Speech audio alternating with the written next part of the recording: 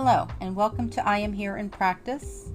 I am Santina, and this podcast is a companion to my book entitled I Am Here. Each episode is a reflection inspired by one day of the book, and I will spend a few minutes exploring that day's ideas and what it can look like in real life. Today is day 2, listening within.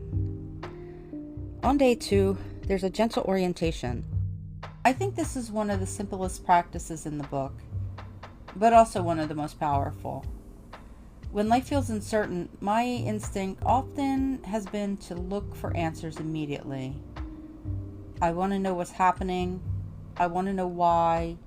I want to know what to do next. But I've learned that sometimes the first thing I need isn't an answer, it's orientation. Just taking a moment to notice where I am, what I can hear, what I can feel, what my body is doing right now. When I began living with chronic illness, I spent so much time looking ahead. Would tomorrow be better? Was the symptom getting worse? Was I missing something important? My attention was almost always somewhere other than where I was. Gentle orientation has become a way of returning, not because it solves anything, but because it reminds me that the moment is the only place I can actually begin. Sometimes I notice the feeling of my feet on the floor. Sometimes it's the sound of birds outside. Sometimes it's simply taking one full breath that I wasn't even aware I needed. None of those things make my circumstances disappear, but they do change my relationship with them.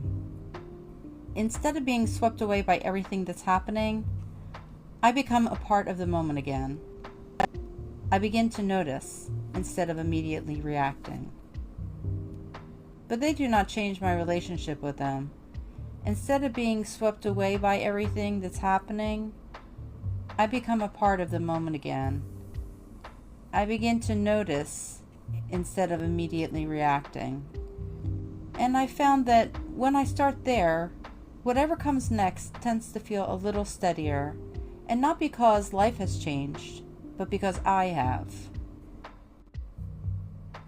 I think a gentle orientation is really an act of remembering that I am here, that I don't have to race ahead, that I can arrive before I respond. Sometimes that's enough to change the direction of an entire day. Not because the day became easier, but because I didn't lose myself inside of it. Thank you for spending some time with me today. I hope you found something here you can take with you. Take what works, leave the rest.